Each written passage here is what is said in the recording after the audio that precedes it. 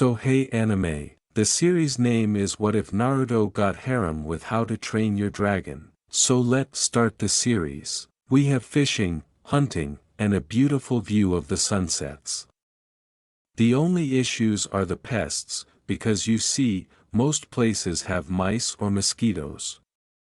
This is Konohagakure, which is 12 days north of hopelessness and a few degrees south of freezing to death. My village is, in a word, sturdy, and it has been here for 7 generations, but every single building is brand new. Dragon, Naruto muttered to himself as he slammed his home's door. Before a dragon could roast him to death, most people would go, but not us since we're Vikings and we're obstinate. The ferocious dragons are attacking the town once more, stealing their food and livestock. As was customary for the Vikings, people are running toward the dragons, screaming and shouting, and one guy is even beating the head of a small, fat dragon as it takes off. Naruto Namikaze is my name. I know it's a great name, but it's not the worst. They think that a monstrous name will scare off trolls and gnomes, but our endearing Viking manner wouldn't accomplish so. Trying to avoid getting hit by falling Vikings, animals, or objects, Naruto leaped from his house and ran through the village. Suddenly, a dragon threw a ball of fire close to him, knocking him to the ground. A Viking jumped on top of him and yelled, "Raugh," and said, "Mornin'." Naruto got up and continued running. "What are you doing outside?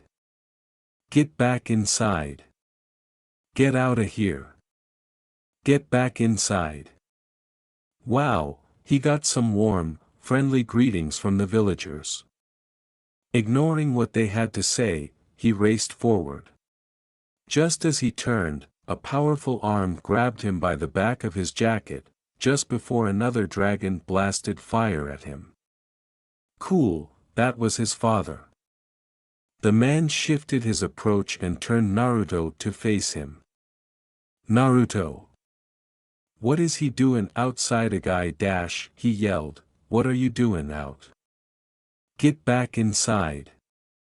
Naruto complied and fled.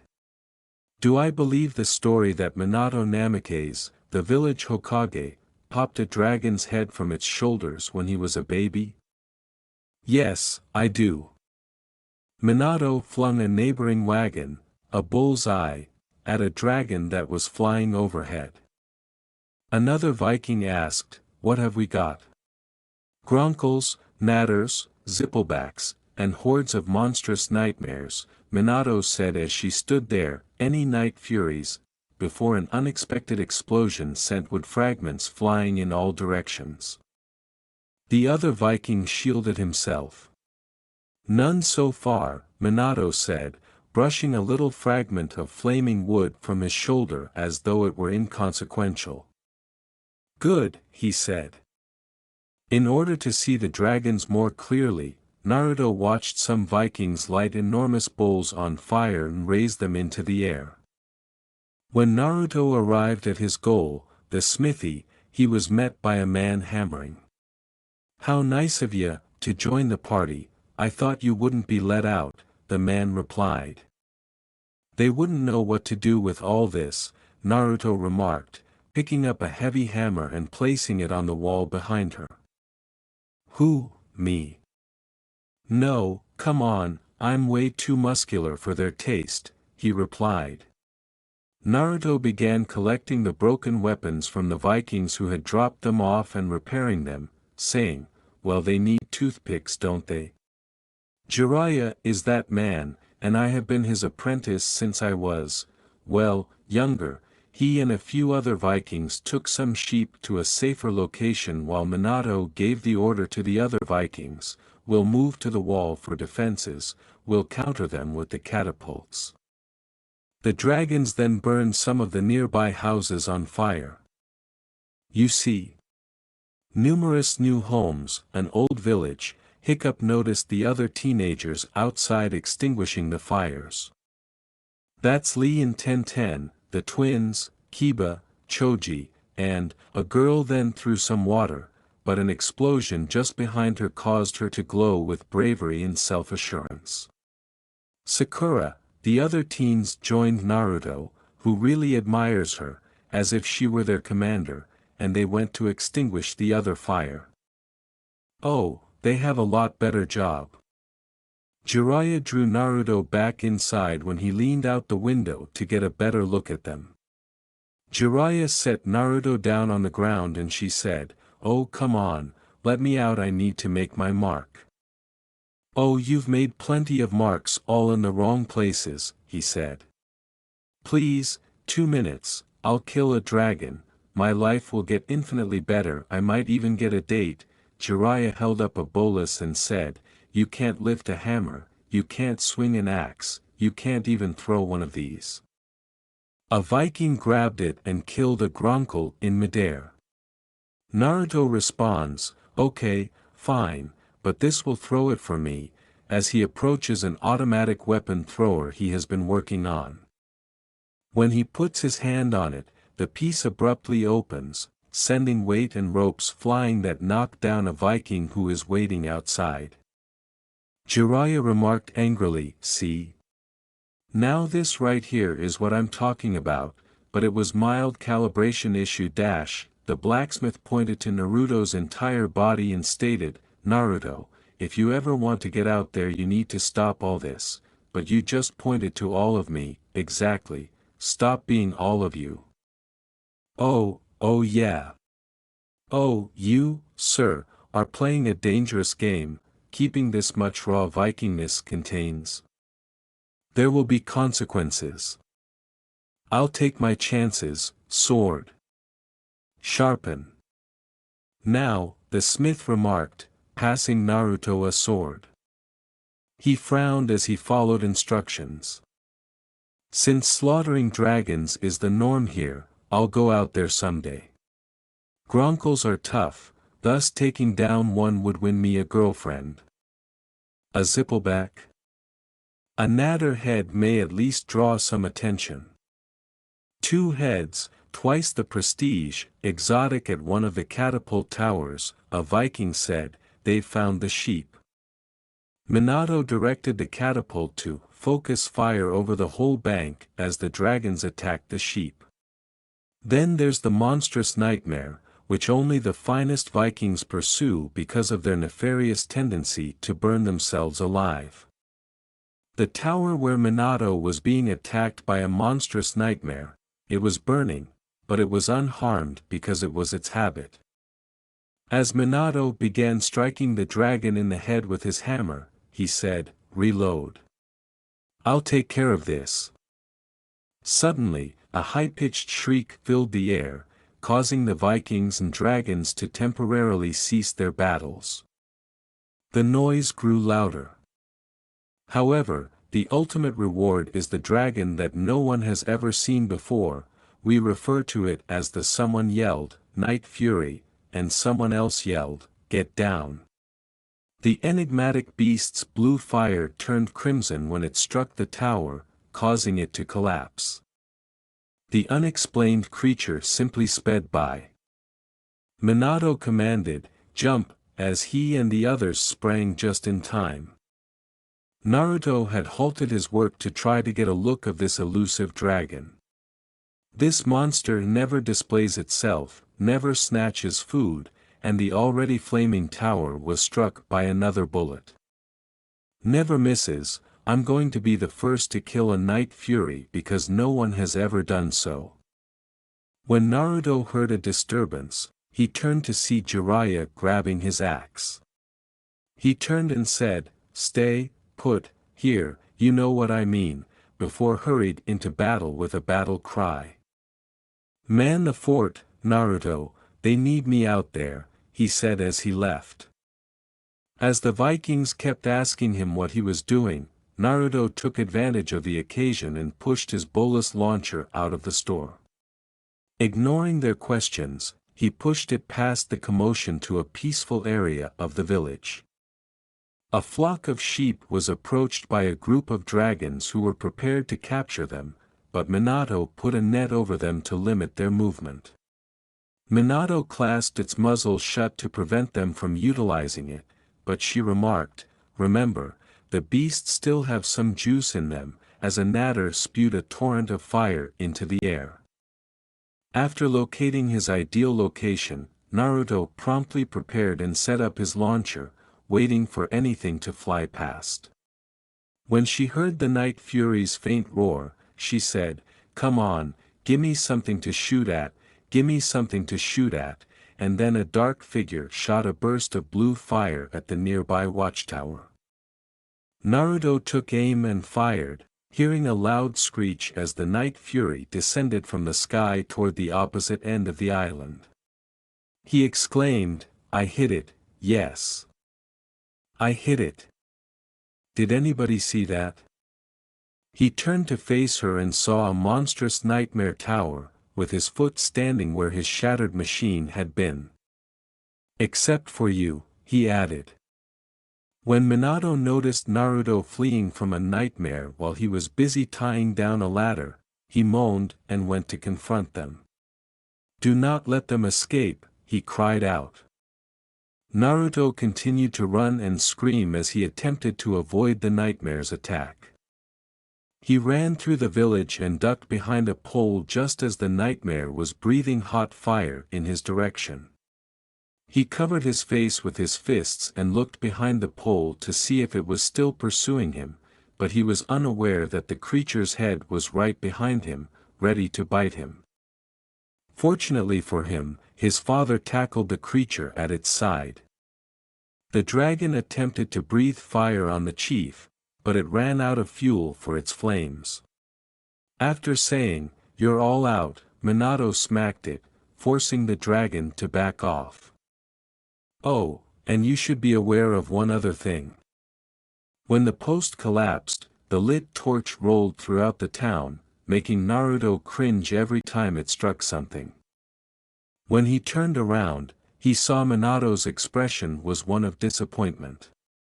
"Sorry, Dad," he muttered meekly.